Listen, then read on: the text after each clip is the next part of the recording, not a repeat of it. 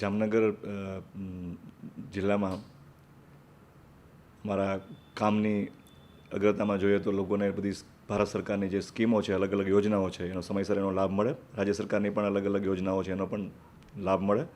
એ માટે એ અગ્રતા રહેશે.